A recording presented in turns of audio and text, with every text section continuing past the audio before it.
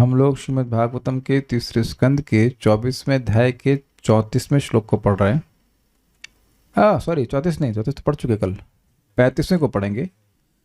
तो कल कल के श्लोक में कर्दम ऋषि भगवान कपिल से आज्ञा मांग रहे हैं संन्यास लेने की। आस्माभिपृच्छेद्य पतिम प्रजानाम त्वयावतीर्णर्न उताप्त कामः परिव्रजत पदविमास्थितो हम चरिष्ये त्वाम हृदयुंजन विशोकः। आस्माभिपृच्छे अद्य, आज मैं आपसे, आज तक मैंने कभी कुछ नहीं मांगा वैसे पहले पत्नी मांगी थी, लेकिन उसके बाद कुछ नहीं मांगा, तो आज मैं कुछ मांग रहा हूँ। क्या मांग रहे हैं? कि मैं आपसे आज्ञा मांग रहा हूँ। कौन है आप? तो कह रहे हैं प्रजानाम पतिम, सभी प्रजाओं के पति अर्थात स्वामी, तो मेरे भी स्वामी हैं। त्वयावतीर्ण ऋण, आपने, आपके द्वारा मेरा सारा ऋण अवतीर्ण हो चुका है, उतार दिया गया है। और उत मतलब और आप्त काम, मैं पूर्णतः संतुष्ट हूँ, कोई भौतिक इच्छा नहीं रह गई। परिव्रजत पदवी, परिव्राजकाचार्य की पदवी को स्वीकार करके स्थित होकर, उसमें स्थित होकर मैंने मैं त्वाम हृदय युंजन विशोक चरिष्य से, आपको हृदय में धारण करके शोक से रहित होकर के घूमूंगा। मतलब बेसिकली आपका स्मरण करूंगा और इधर से उधर जाऊंगा, मतलब भ्रमण करूंगा। तो भगवान अब इस बात का अनुमोदन करते हैं और कहते हैं, मेरे पीछे बोलिए, श्री भगवान कौन से हैं? ये कपिल भगवान है, भगवान श्री कृष्ण नहीं है, जस्ट इन केस कोई कंफ्यूज हो जाए। श्री भगवान उवाच, श्री भगवान उवाच, मया प्रोक्तम हि लोकस्य प्रमाणम सत्यलौकिके, मया प्रोक्तम हि लोकस्य प्रमाणम सत्यलौकिके, अथा जनी मया तुभ्यम यदवोचमृतं मुने, अथा जनी मया तुभ्यं यदवोचमृतं मुने, मया प्रोक्तम हि लोकस्य प्रमाणम सत्यलौकिके, मया प्रोक्तम हि लोकस्य प्रमाणं सत्यलौकिके, अथा जनी मया तुभ्यं यदवोचमृतं मुने, अथा जनी मया तुभ्यं यदवोचमृतं मुने, मया प्रोक्तम हि लोकस्य प्रमाणम सत्यलौकिके, मया प्रोक्तं हि लोकस्य प्रमाणं सत्यलौकिके, अथा जनी मया तुभ्यं यदवोचमृतं मुने, अथा जनी मया तुभ्यं यदवोचमृतं मुने। श्री भगवान उवाच, श्री भगवान उवाच, मया प्रोक्तं हि लोकस्य प्रमाणं सत्यलौकिके, मया प्रोक्तम हि लोकस्य प्रमाणम सत्यलौकिके, अथा जनी मया तुभ्यं यदवोचमृतं मुने, अथा जनी मया तुभ्यं यदवोचमृतं मुने। ओके, भगवान कपिल ने कहा, मैं जो भी प्रत्यक्ष रूप से या शास्त्रों में कहता हूँ वह संसार के लोगों के लिए सभी प्रकार से प्रमाणिक है। हे मुने, चूंकि मैं तुमसे पहले ही कह चुका हूँ कि मैं तुम्हारा पुत्र बनूंगा, अतः उसी को सत्य करने के हेतु मैंने अवतार लिया है। अब आप देखिए कि अगर श्रीधर स्वामी जी लिंक ना बताएं तो ऐसा लगता है कि भगवान सुने ही नहीं कि वो बोल क्या रहे हैं।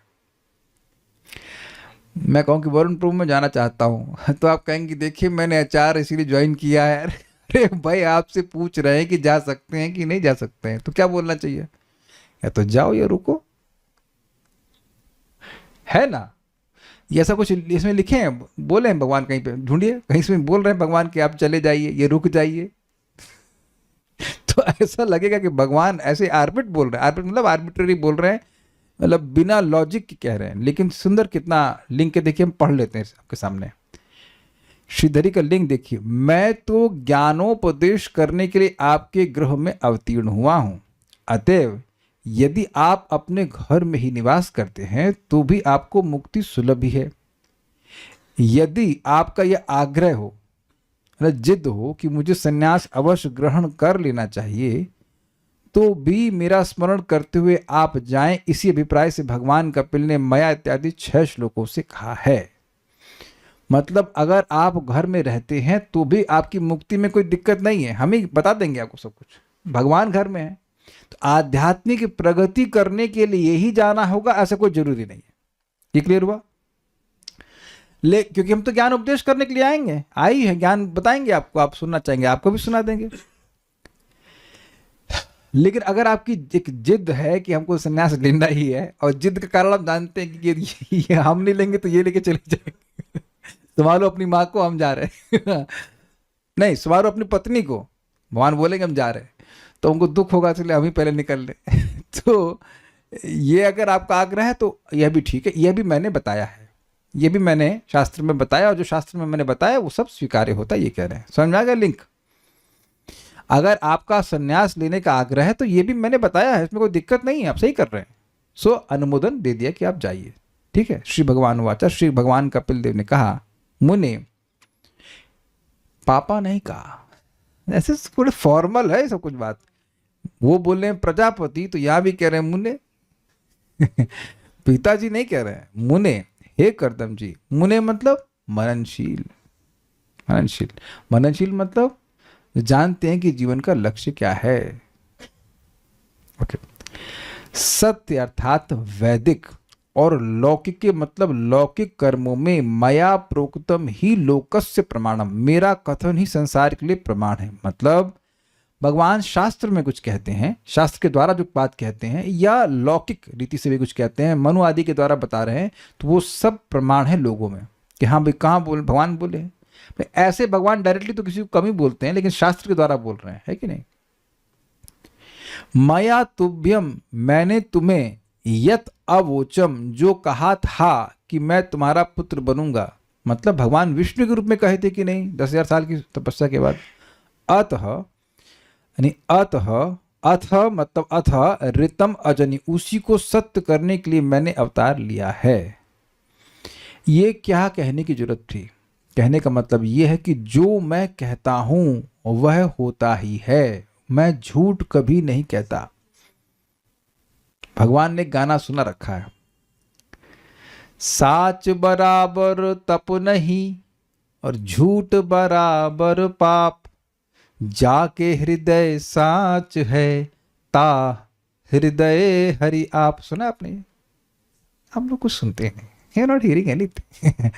जो सच के बराबर कोई तपस्या नहीं है और झूठ के बराबर कोई पाप नहीं है, जिसके हृदय में सत्य है उसके हृदय में, जिसके जीवन में सत्य है उसके हृदय में भगवान है, ऐसा कुछ वो लोग बोलते हैं। तो बात यहाँ पे भगवान ये कहना चाहते हैं कि मैं कभी फ्रिवलसली नहीं बोलता। अच्छा, मैंने आपको ऐसा बोला था, ऐसा प्रॉमिस किया था क्या? अच्छा, कौन जरा देखना वो मैसेज दिखाओ। ऐसा कुछ नहीं, जो बोल दिए फिर वो होगा। भूलते भी नहीं है और उसको सत्य भी करते हैं। कुछ लोगों को याद रहता है लेकिन उसको पूरा नहीं करते। उनको याद रहता है कि वो झूठ बोले थे, समझे कि नहीं समझे आप? दे नो वेरी वेल, लेकिन भगवान झूठ नहीं बोलते हैं। तो कह रहे हैं कि देखिए मेरी बात, लॉजिक पॉइंट क्या है श्लोक का, जो मैं शास्त्र में कहता हूं, जो लौकिक कर्म के विषय में भी मैं कहता हूं, अन्य ऋषियों के द्वारा कह दिया, वो सब सत्य है। और देखो क्या सत्य है, मैंने आपको बोला था ना कि मैं आपका बेटा बनूंगा, और बन गया कि नहीं? पर ये सब तो आप लोग करते ही है ना, प्रॉमिस किए थे मम्मी को कि आपका बेटा बनूंगा, तो सब बन गए ना। अब समझ में आया कि कुछ कॉम्प्लिकेटेड बात हो रही है। हम किसी को प्रॉमिस करें कि अगले जन्म में हम आपका बेटा बनेंगे, तो सामर्थ्य है हमारे पास कि हम बन जाएंगे? एनीवन रेज हैंड्स अगर आप ऐसा कर सकते हैं। तो अब भगवान का कितना बड़ा सामर्थ्य है कि प्रॉमिस कर दिए कि तुम्हारा बेटा बनेंगे और बन गए। ये असंभव बात है कि नहीं, बताइए आप। भगवान कुछ भी करते ना, हम लोग उसको कुछ महत्वपूर्ण लेते ही नहीं है। इस बार तो चलो मैं उनका बेटा बन गया, अगली बार मम्मी मतलब आपका बेटा बनूंगा, माता जी आपका बेटा बनेंगे, या पिताजी आप, प्रभु जी आपके बेटे बनेंगे, ऐसा कोई कह सकता है? तो अपनी वाणी को सत्य करने के लिए जो लोगों के लिए असंभव कार्य, वह भी भगवान कर देते। वो कभी झूठ बोलते ही नहीं। ये बहुत बड़ी बात है, क्योंकि जो अभी टीका में आप देखेंगे, जो भगवान ने पथ बताया है उसका वही रिजल्ट होता है जो वो बोलते हैं। जो वो बोलते हैं उसका वही रिजल्ट होता है जो वो बोलते हैं। कुछ समझ में आ रहा है? उसका एक और भी गुह्य कारण है, बिकॉज वो सर्वतंत्र स्वतंत्र हैं। ऐसा नहीं वो किसी से पूछ करके उसको क्रियान्वित करेंगे। Simply by his Dzire things will manifest. और यहाँ पे बिल्कुल स्पष्ट आप लोगों के मन में एक श्लोक आ ही रहा होगा, शायद आ जा रहा होगा, मन मना भव मद भक्तो मद याज इमाम नमस्करो। अगर ये 4 चीज करोगे तो तुम निश्चित मेरे पास आओगे। और ये श्लोक को 2 बार बोले हैं। पूरी गीता नहीं पढ़ सकते तो हम तो एक ही दिन में 1 मिनट में गीता पढ़ाते रहे हैं, बस 2 ही श्लोक पढ़ने हैं। मन मना भव मद भक्तो मद याज इमाम नमस्करो कॉमन हो गया, बाद में नहीं चेंज कर लेना। 9.34 है लास्ट और ऐसा 18.68 है, ऐसे करके 65 ऑलमोस्ट सेम। तो हम भगवान की प्राप्ति करेंगे।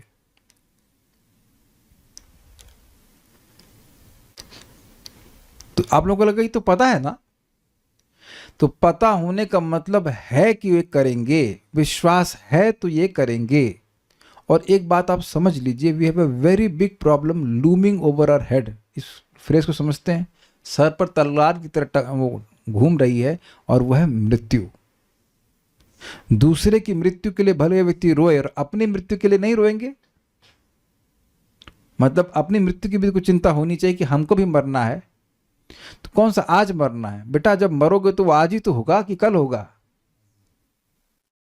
How can you say that you are not going to die? तो इसका क्या इलाज है? इसका कोई इलाज नहीं जगत में एक्सेप्ट फॉलोइंग कृष्ण इंस्ट्रक्शन। तो वो बोल रहे हैं कि मृत्यु के पार हो जाओगे। और वस्तुतः इस जीवन में केवल इसको हमको समझना है, अन्य लोगों को ना समझ में आए तो क्या करें भाई, कोई बात नहीं। आपको समझना है व्यक्तिगत रूप से, इंडिविजुअली। और अगर आप और मैं समझे, इसको एग्जीक्यूट किया, मन मना भव मद भक्तो मद याज इमाम नमस्करो, will go back to Krishna. आज मैं इस पर रिफ्लेक्ट कर रहा था, क्या आपने कभी सोचा है कि कितने डेंजरस ये जगत है कि अलेक हमको पता ही नहीं कहाँ जन्म लेंगे हम लोग। कोई कहीं भी पटक दे। हम लोग को ये भी नहीं पता है कि हमारे कर्मों का रिजल्ट क्या निकलेगा। मतलब पता है ना, रिपोर्ट कार्ड के पहले एंजाइटी महसूस याद आ रही है हम लोग को, कितने नंबर आएंगे, कहाँ पहुंचेंगे। तो ये भी तो नहीं पता है व्यक्ति को कि हम जो कर्म कर रहे हैं, खा रहे हैं, जो बोल रहे हैं, उसका अल्टीमेट कार्ड क्या बनेगा, अल्टीमेट रिजल्ट क्या मिलेगा। पूरी तरह से हम उन फोर्सेस के ऊपर आश्रित हैं जिन पे हम ना तो जिनको हम जानते हैं और ना ही उनको हम कुछ वहां पे क्या कहते हैं, अपील कर सकते हैं।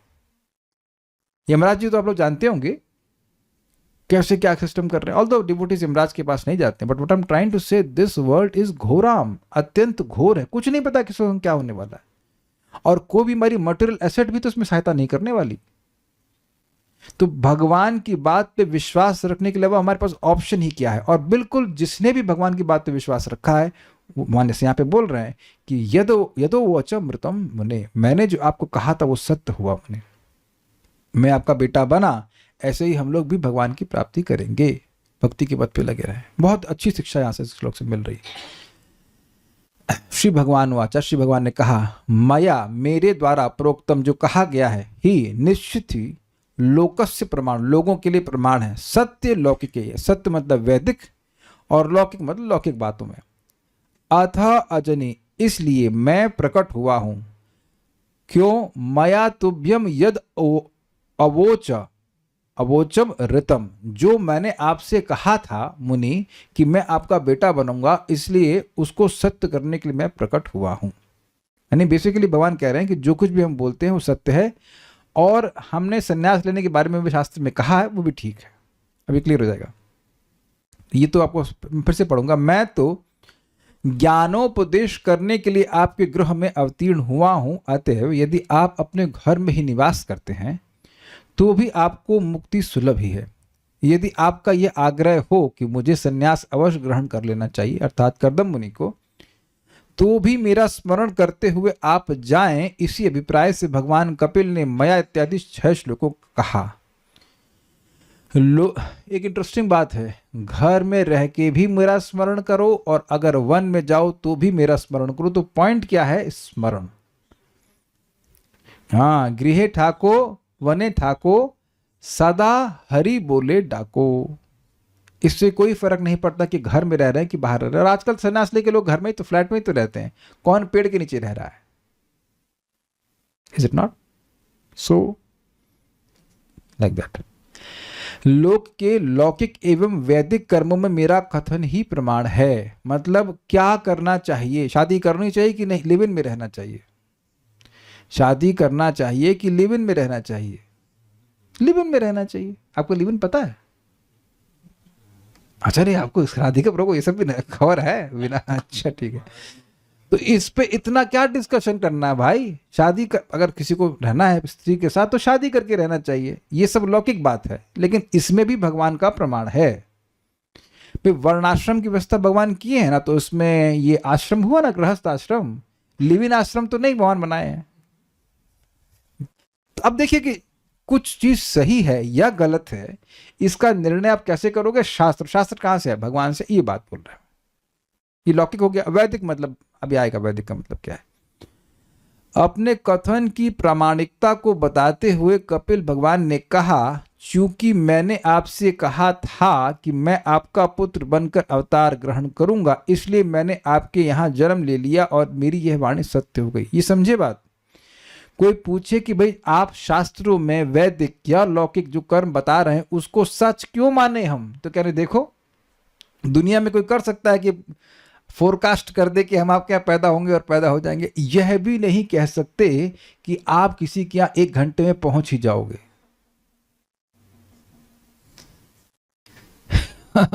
लेट हो गए, ये हो गया, रास्ता ही घूमते रहे। एक भक्त बता रहे थे वो आधा घंटा लेट आए। श्री श्यामजी माता जी कह रही प्रभु जी हम ये घूमते रहे, आपका घर ही नहीं मिला। हम पहुंच तो टाइम पे गए थे बट लोकेशन ट्रैक ही नहीं कर पाए। होता है ना, जाम लग गया, कुछ लग गया। आप जब किसी के टाइम यहाँ पे किसी घर पे प्रॉमिस टाइम पे नहीं पहुंच सकते तो जन्म ले लेंगे? नहीं कर सकते। We are helpless. तो ये भगवान दिखाने की कितने आश्चर्य की बात है कि देखो तुमको प्रॉमिस किया कि पैदा होऊंगा, तुम्हारे बेटे के रूप में हो गया। यानी कि ये मेरा सामर्थ्य है कि मैं जो बोलता हूं वो सब कुछ करने में समर्थ हूं। ठीक है, सारा दर्शनीय। हे महामुनि। कौन महामुनि? वेदवादिनी। कौन महामुनि? अरे आप लोग वेदवादिनी हो गए? हाँ, अब तो आपको मालूम चल गया। मालूम था, ठीक। मुनि तो वही अभी उनको ही। महामुनि मतलब कर्दम महामुनि। भाई 2 मुनि है ना। कपिल भी तो मुनि है। आप वही कार्य करना चाहते हैं जो मेरी मनोअभिलाषा के अनुरूप है। मतलब आप इंडिपेंडेंटली नहीं कर रहे, मैं ही आपको प्रेरित कर रहा हूं इस प्रकार से करने के लिए। सब कुछ त्याग कर मेरा भजन ही एकमात्र कर्तव्य है। This is very nice. यह मैंने ही कहा है, यह कहा गया है, यह कहा गया मया प्रोक्तम इत्यादि श्लोक से। मतलब जो आप ये कर रहे हो ये सब मैंने बताया हुआ है कि सब कुछ छोड़कर भजन करना चाहिए। अब कोई ना कर पाए तो जिसके साथ है उसके संग भजन करे, लेकिन सबसे अच्छा है कि सब कुछ छोड़ करके भक्ति करे, सारे धर्मों को छोड़ करके भगवान की भक्ति करे। तो आप गलत नहीं कर रहे हैं। ही का अर्थ है निश्चित ही। जो कुछ मैंने कहा है सर्वधर्मान परित्यज्य इत्यादि, सर्वधर्मान परित्यज्य मामेकम शरणम व्रज अहम त्वाम सर्व पापेभ्यो मोक्षयिष्यामि मा शुचः। अर्थात सभी धर्म और अधर्म को त्याग कर केवल मेरी शरण में आओ इत्यादि श्री गीतोपनिषद आदि में मैंने जो ये कहा है वही वैदिक और लौकिक कर्मों में लोक के लिए प्रमाण यानी अधिकृत होता है। कहाँ? मतलब जो भगवान कह रहे हैं कि मैंने बात बोली है कि सारे धर्मों को छोड़ के मेरी शरण में आओ, यही सबके लिए प्रमाण है। यद्यपि देखिए आप कहेंगे गीता तो तब भगवान ने बोली नहीं, ये तो सतयुग की बात है। तो देखिए ये जो सिद्धांत है सर्वधर्मान परित्यज्य मामेकम शरणम व्रज, ये शाश्वत है। इसलिए ऐसा नहीं कि जब गीता बोली तभी से शुरू हुआ, उससे पहले कोई भगवान की शरणागति स्वीकार नहीं कर रहा था, ऐसा नहीं। कहाँ बोले? इसको कहने के लिए कहते हैं सत्य लौकिके। सत्य अर्थात श्रेष्ठ अलौकिक वैदिक कर्म में भगवान की भक्ति में। और लौकिक का अर्थ यह है कि जो लोक में उत्पन्न होता है वह लौकिक है, अर्थात धर्म अर्थ और काम इन त्रिवर्ग की प्राप्ति करने वाला जो धर्म है, जिसके विषय में मनु आदि ने भी जो कहा है वह भी लोक में प्रमाण स्वरूप स्वीकार किया जाता है। थोड़ा समझे बात क्या है। वह धर्म जिससे आपको दिव्य फल मिले उसे अलौकिक धर्म कहा जाएगा, उसे सत्य कहा जाएगा। समझे? जिससे भगवान का नाम उच्चारण, भगवान का भागवत का श्रवण, भगवान का प्रसाद, भगवान की भक्ति का कोई भी कार्य करते हैं तो वह अलौकिक है, वह निर्गुण है। ये तो समझ में आता है ना। और वही सत्य है। सत्य मतलब जिसकी त्रिकालिक सत्य होती है, मतलब जो शाश्वत होता है। तो अब भक्ति शाश्वत है ये स्वीकार है, इसमें तो कठिनाई नहीं है। भक्ति किसी कर्म से सृष्टि तो होती नहीं है, लेकिन धर्म, अर्थ और काम ये कहाँ व्याप्त रहते हैं? केवल भौतिक जगत में। इजी है? इजी है कि नहीं? तो कह रहे लौकिक मतलब जो भौतिक फल देने वाला कर्म है, और सत्य मतलब जो दिव्य फल देने वाला धर्म है। इजी ये बात है। उसमें भगवान की बात ही प्रमाण है। और अब आगे इस अलौकिक धर्म के बारे में बात हो रही है। परंतु अलौकिक धर्म उससे भिन्न है। किससे भिन्न है? लौकिक धर्म से। जैसे लोग बोलते हैं भाई गृहस्थ हैं तो संतान करना ही चाहिए, ये कौन सा धर्म है? ये अलौकिक धर्म है। अरे नहीं भाई, अलौकिक धर्म है, आप समझते नहीं है। तो आप जान रहे हैं कि बहुत बार लोग बोल देते कि पत्नी स्वीकार करी है तो संतान करना ही चाहिए, और ये है करना चाहिए, वो करना चाहिए। तो ये लौकिक, गलत नहीं कह रहे हैं वो, लेकिन वो लौकिक धर्म के अनुसार बोल रहे हैं। अच्छा, उनसे कहो कि ठीक है करना चाहिए, 16 माला जब करना चाहिए कि नहीं करना चाहिए? तो अलौकिक धर्म को डिलीट कर दिया, एकदम डिलीट कर दिया। अच्छा, सुबह उठना चाहिए कि नहीं उठना चाहिए?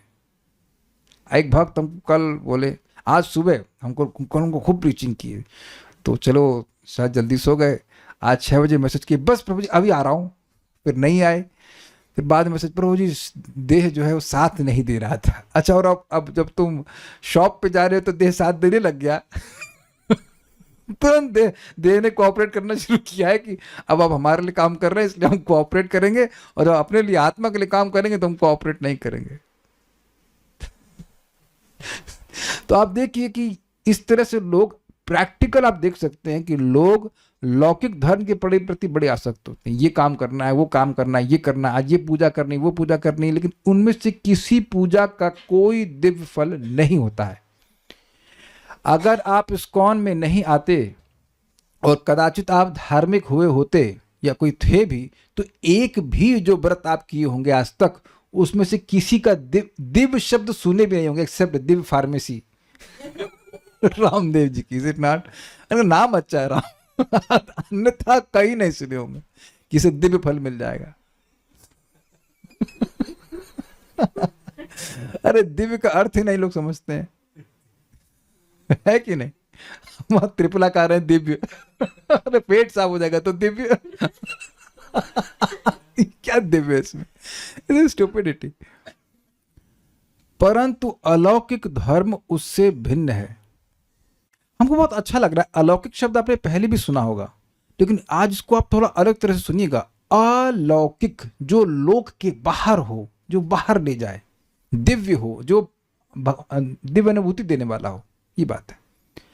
अर्थात मेरी प्राप्ति कराने वाला जो धर्म है वही श्रेष्ठ भागवत धर्म है, और उसमें मेरे वचन ही लोगों के लिए प्रमाण है। कि मतलब भागवत धर्म क्या है, किस चीज को करने से भगवान की प्राप्ति होगी, तो उसमें जो भगवान बताए हैं वही प्रमाण है। जैसे मैंने भी आपको बताया, मन मना भव मत भक्तो।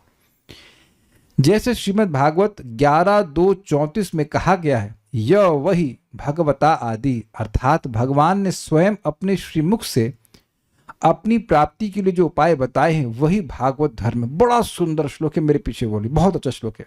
भागवत धर्म क्या है? अगर मैं आपको रेफरेंस दे रहा हूं, परम पूज्य राधा गोविंद महाराज जी ने इस पे एक सीरीज दी है भागवत धर्म की। जीवन में एक बार तो कम से कम जरूर सुनिएगा, मजा आ जाएगा। बहुत अच्छा श्लोक, बहुत अच्छी सीरीज है, वेरी नाइस। सारे फंडे क्लियर हो जाएंगे। वेरी वेरी नाइसली पुट, मतलब one of the best series अब तक। इतना अच्छा है कि हम उसको वर्णन नहीं कर सकते, बहुत ही अच्छे से बताया। लेकिन फिलहाल हम यहाँ पे इसको बोलते हैं, ये वै भगवता प्रोक्ता उपाया हि आत्मलब्धये।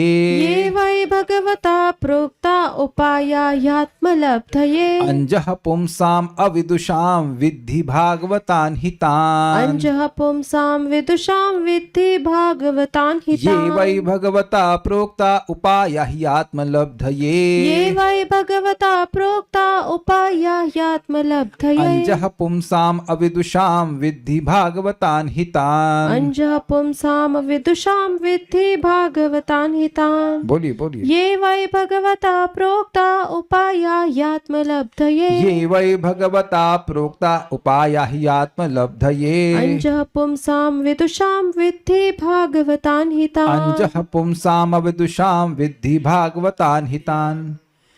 अज्ञानी जीव भी परमेश्वर को सरलता से जान पाते हैं यदि वे उन साधनों को अपनाएं जिन्हें भगवान ने स्वयं निर्दिष्ट किया है।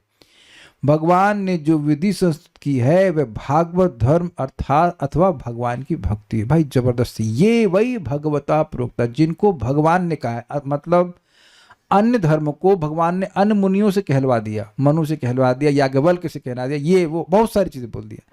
लेकिन जिनको भगवान ने स्वयं प्रकृष्ट रूप से कहा है, क्या कहा है? उपाया ही आत्मलब्धये, जिसके द्वारा, वो उपाय जिसके द्वारा आत्म अर्थात भगवान की प्राप्ति हो जाए, हाईएस्ट लाभ मिल जाए। ठीक है, पहला भगवान ने कहा है, दूसरा वो उपाय जिससे भगवान की प्राप्ति हो, और तीसरा अंजह, अंजह अविदुषाम पुंसाम, उसको मिल जाए जो मूर्ख है और आसानी से मिल जाए। ये तीन जो है उसके गुण है, उनको तुम भागवत धर्म जानो, विधि भागवतान हितान, ये याद कर लीजिए थे। पहला भगवान ने कहा है कि नहीं, ठीक है, चेक कीजिए भगवान ने कहा है, और ये मन मना वाला श्लोक देख लीजिएगा, उससे भगवान की प्राप्ति होती है कि नहीं? होती है। उसके सेकंड लाइन में लिखा है कि तुम मेरे पास आ जाओगे, इसमें कोई संशय मत करो। और आसान है कि नहीं? भाई किसी ना किसी को तो हम स्मरण करके चलते ही है ना। महाराज बड़ा सुंदर समझाते हैं कि कोई व्यक्ति कहीं जा रहा है तो किसी ना किसी को ढो करके लेके जा रहा है अपने मन में। तो स्मरण करना किसको नहीं आता है? सभी को आता है। बच्चों को भी स्मरण करना आता है, बचपन से स्मरण तो कर रहे हैं ना। तो भगवान का स्मरण करना सीखना है। और चलो मान लो स्मरण करना मुश्किल है तो अगरबत्ती घुमाना मुश्किल है, भगवान के बारे में सुनना मुश्किल है। किसी को यहाँ पे नहीं सुनाई दे रहा हो तो बताइएगा, सुनने में क्या मुश्किल है, प्रसाद ग्रहण करने में क्या मुश्किल है, और यह सब भी मुश्किल लगे तो प्रणाम करने में क्या कठिनाई है।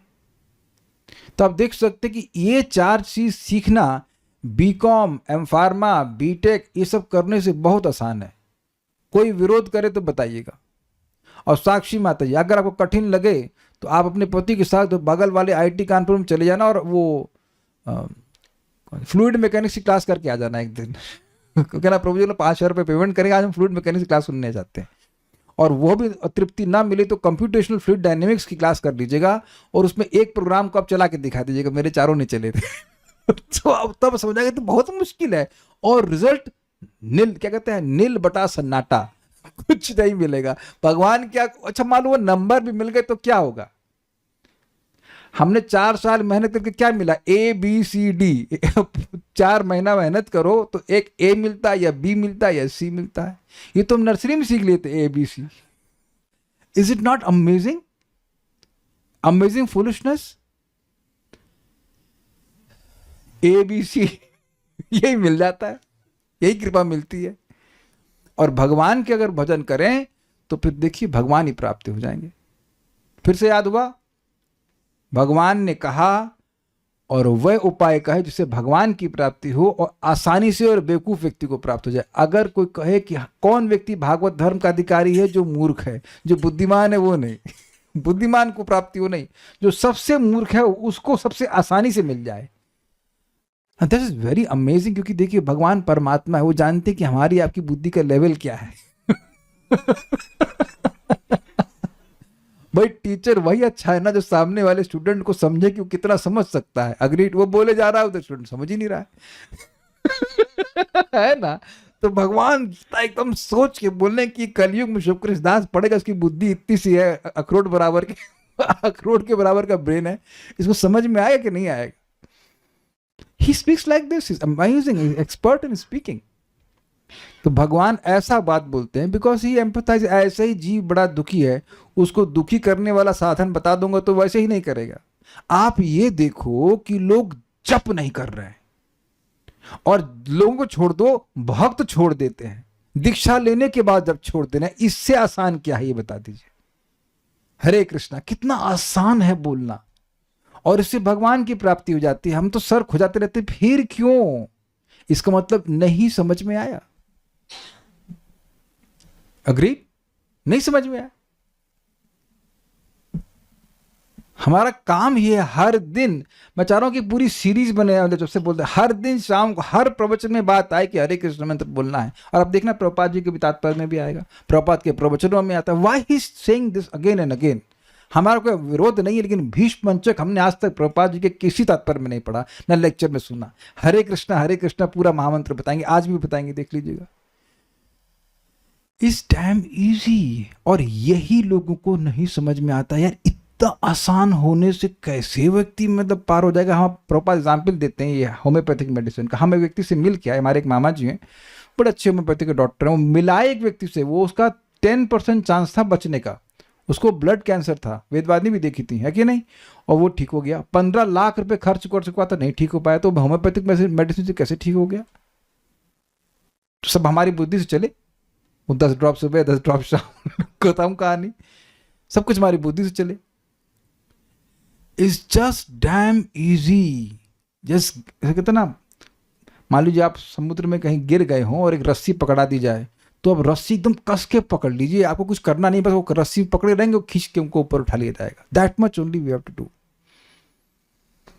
एनीवेज, तो हम बात कर रहे थे कि भगवान ने जो बोला है वो आसान उपाय है, इसलिए आपने अच्छा ही विचार किया है, सब त्याग कर चला जाऊं ये भाव है। मतलब ये सब मैंने ही बोला हुआ है, सर्वधर्मान् परित्यज्य, आप सही कर रहे हैं, कोई दिक्कत नहीं। अपनी वाणी की प्रामाणिकता हर तरह से दिखाते हुए कहते हैं, अतः अजनी, अतः मैंने जन्म लिया। इसका मतलब है यत, मैं तुम्हारे पुत्र रूप में जन्म लूंगा, यह जो कथन मैंने तुमसे किया था, तत्रतम, यह सत्य, वह सत्य ही है। तो कहने का मतलब है कि जो मैं कहता हूं वो सत्य है। मैंने कहा था कि मैं तुम्हारे पास आऊंगा, आया कि नहीं? अब मैं गीता में कहूंगा कि तुम मेरे पास आओगे तो वो भी सत्य है। समझ में आ गया? जब मैं कह रहा हूं कि मैं तुम्हारे पास आऊंगा, अपनी शक्ति से आऊंगा तुम्हारे पास, आ गया कि नहीं? तो अब तुमको भी मैं अपनी शक्ति से वापस अपने पास लेके आऊंगा। इतनी सी बात समझ जाइए। हमने एक बड़ी सुंदर शिक्षा प्राप्त करी कि जब सेना कोई युद्ध कर रही होती है, तो अगर वो पहला अपना युद्ध जीत जाए तो उनको बड़ा हौसला बढ़ जाता है कि अगला युद्ध भी हम जीत लेंगे। समझ गए ना मैं क्या कहने वाला हूं? कल सुबह एक युद्ध कर लीजिए आप, 16 माला सुबह कर लीजिए, तो फिर आपको पूरा हौसला बढ़ जाएगा कि पूरे दिन में हमारी जीत होगी। और जिसका 16 माला सुबह नहीं होगा, वो तो लगता है सब तरफ से अटैक ही अटैक हो रहा है ना, हाउ विल आई मैनेज। एक चीज अगर समझ गए तो पक्का पार हो जाओगे, इसमें कोई संदेह नहीं है।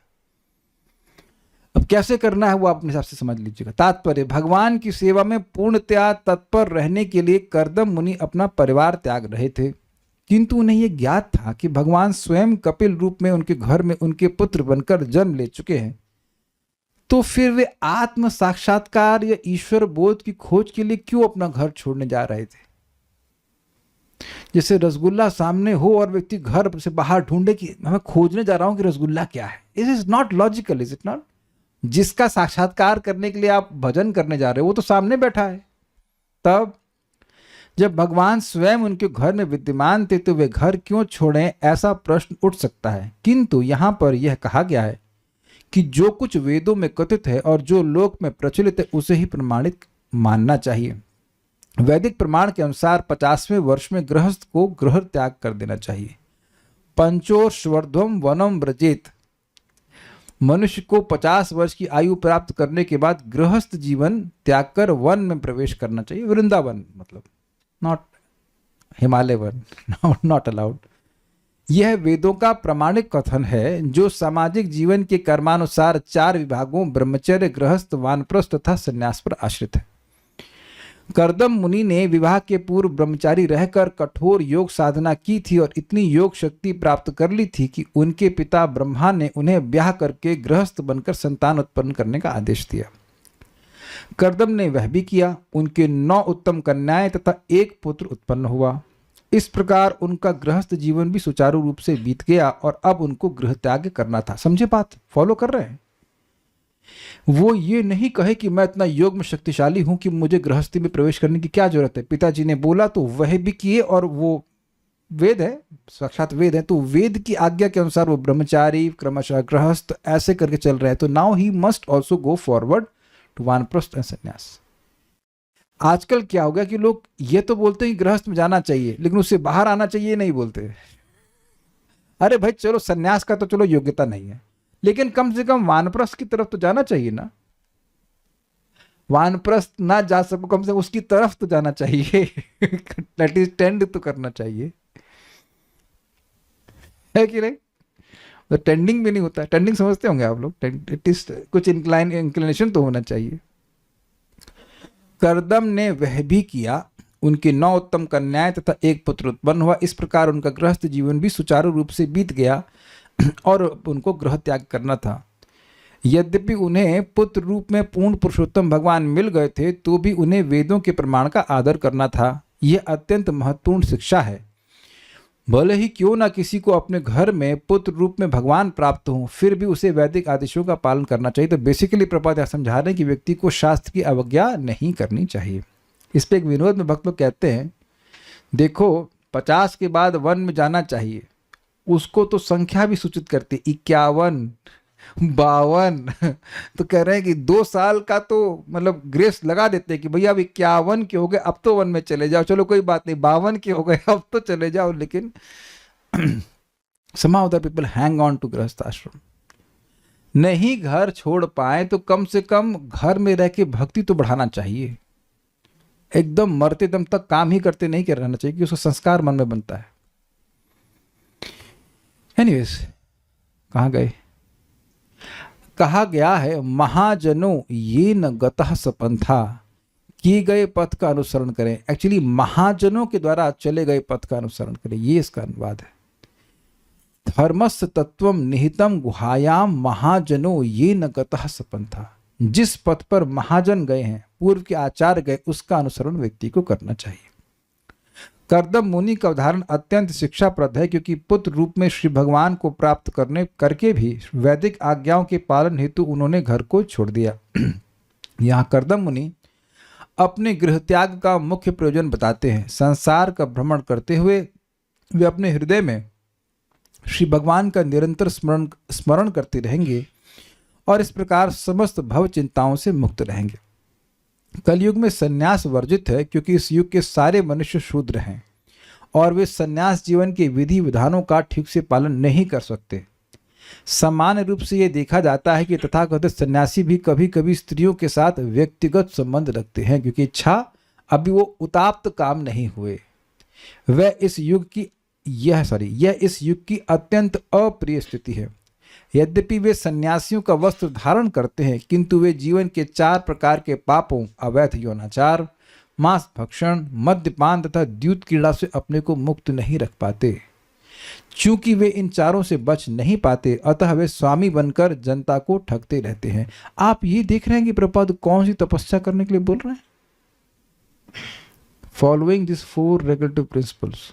वो ये नहीं कह रहे हैं कि ये तो मिठाई भी नहीं छोड़ पाते, ये तो रसगुल्ला भी नहीं छोड़ पाते, अरे बैगन का पकौड़ा तो छूटता ही नहीं इनसे। He doesn't say like this. कहीं मिल जाए तो बताना हमको। एक बड़ा सुंदर हमने कोटेशन पढ़ा था, success means ruthless executions of the basics. समझे आप? जो मूल बात है उन्हीं को बार बार अपने जीवन में अमल करने से ही सफलता मिलती है। 16 माला का जप और 4 नियमों का पालन, यही करना। एकदम इसमें कुछ गड़बड़ भी हो रहा तो उसको सेट कीजिए, इसको ठीक कीजिए,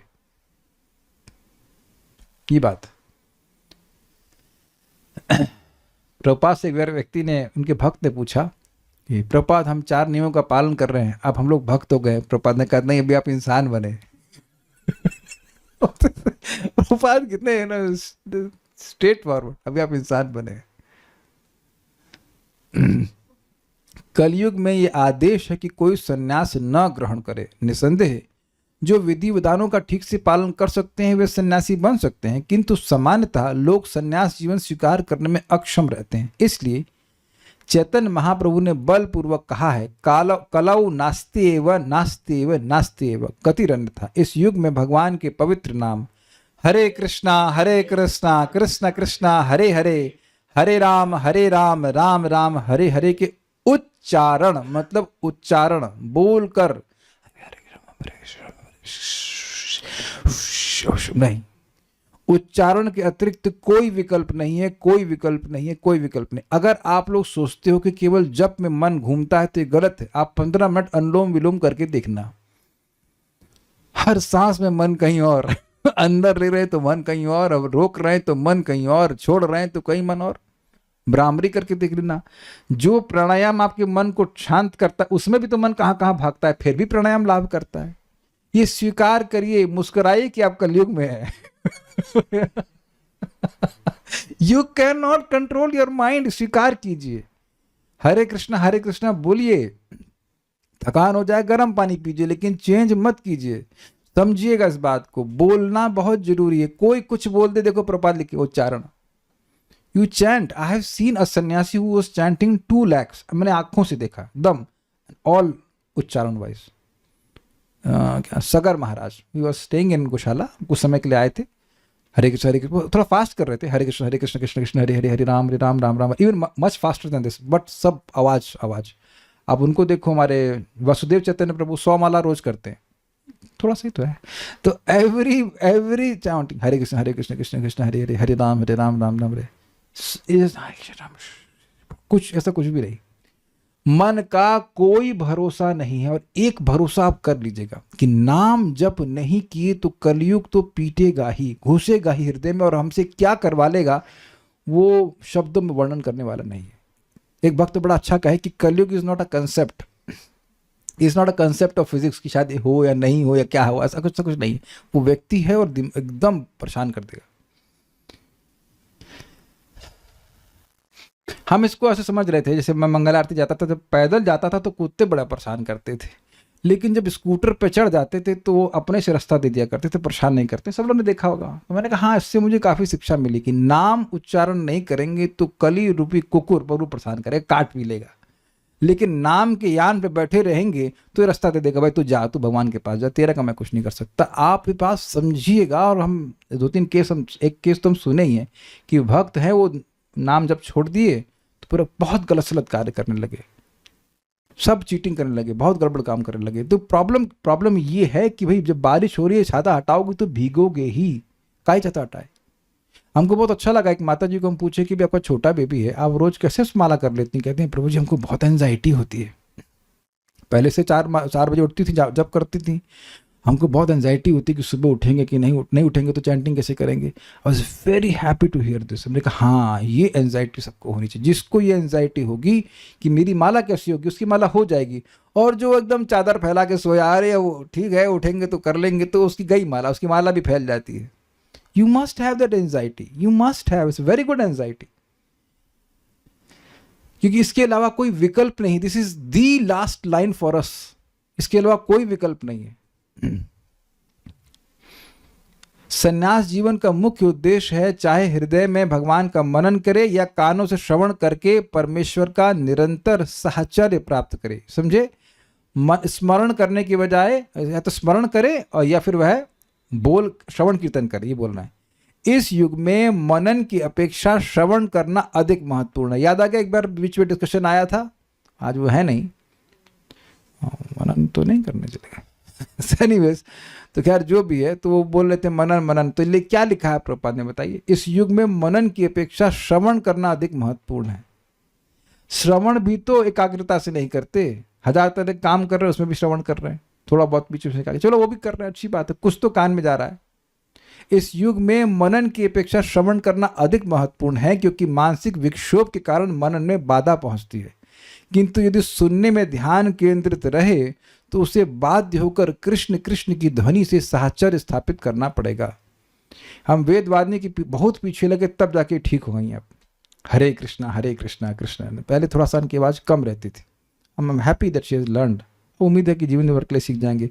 ये बहुत लोग गलती करते हैं कि एक ज़्यादा माला कर लेते हैं और ऑडियो को कम कर देते हैं। हरे कृष्ण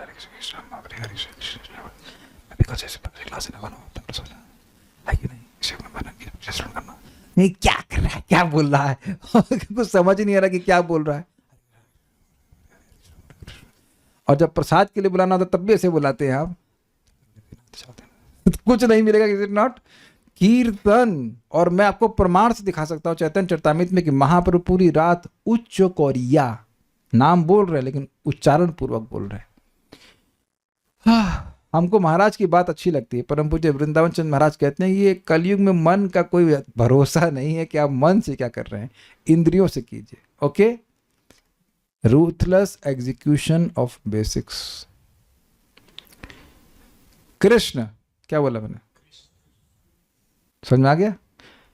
अगर मैंने जोर से बोला तो मन को सुनना ही पड़ेगा, ये बात है, इसीलिए स्पष्ट बोलना चाहिए।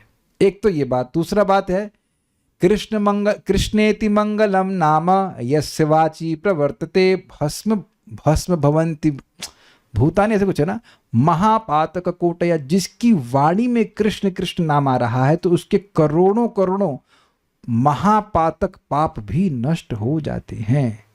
हरे कृष्णा कृष्णा कृष्णा हरे हरे, हरे राम राम राम हरे हरे। श्री कृष्ण तथा कृष्ण की ध्वनि का उच्चारण अभिन्न है, अतः यदि कोई जोर से हरे कृष्ण का उच्चारण करता है तो वह तुरंत श्री कृष्ण का मनन कर सकेगा। इस युग में आत्म साक्षात्कार के लिए कीर्तन या जप की यह विधि सर्वश्रेष्ठ है। अतः भगवान चैतन्य ने समग्र मानवता के कल्याण के लिए इसी का उपदेश दिया। एक बात मेरे मन में आ रही है, प्रभुपाद जी को यह सब बताने की क्या जरूरत थी? क्योंकि हो सकता है कुछ लोग ऐसा सोचें कि हम भी अब अकेले में रह के भगवान का स्मरण करेंगे। आप प्रभुपाद कहते हैं अकेले में व्यक्ति दो चीज़ों का स्मरण करता है, कंचन और कामिनी, अर्थात स्त्री का स्मरण करेगा, अपनी या दूसरे किसी और या फिर पैसे का स्मरण करेगा, यार पैसा वहाँ इन्वेस्ट किया था, ये इतना, यही चलता है, यही चलता है। ठीक है, एक प्रश्न कोई कह रहे हैं डिप्रेशन हो अगर किसी को तो 16 माला करने के बाद भी, और 16 माला करने के बाद भी रहे तो वो कैसे ठीक होगा? पता नहीं क्यों डिप्रेस है व्यक्ति, हम उसका कारण नहीं बता सकते, what is the reason. Bhagavatam सुने, नाम उच्चारण करे। कलयुग में एनकरेजिंग क्या है? कलयुग में एनकरेजिंग ये है कि प्रसाद खाओ, कीर्तन करो, प्रणाम करो, भगवान के पास जाओ। कलयुग में कुछ भी एनकरेजिंग नहीं है। डिप्रेशन का मूल कारण है, हमारी एक्चुअली सारी समस्या का मूल कारण क्या है? अहंकार। अपनी पहचान देह से करते हैं। सामने वाले के पास यार अच्छा स्कूटर है, मेरे वाला स्कूटर तो अच्छा नहीं है, बस हो जाओ depress. This is, I don't know why, what's the reason for the depression, so I can not say. Bhagavatam को सुनने से और नाम उच्चारण करने से नहीं आती सब समस्याएं। हमको नहीं पता डिप्रेस होता क्यों है। ऑल कृष्णा's मर्सी, हम होते नहीं तो हमको नहीं पता कि क्यों लोग डिप्रेस होते हैं। क्या खाने को मिल गया, रहने को मिल गया, सोने को मिल गया, और क्या चाहिए भाई? कर्णामृत डिप्रेस हम तो ब्रह्मचारी आश्रम में, तो डिप्रेस होने का तो कोई मतलब नहीं। एक ही कारण होता था, क्या सब्जी अच्छी नहीं बनी है और चावल अच्छे नहीं, वो भी प्रॉब्लम सॉल्व हो गई।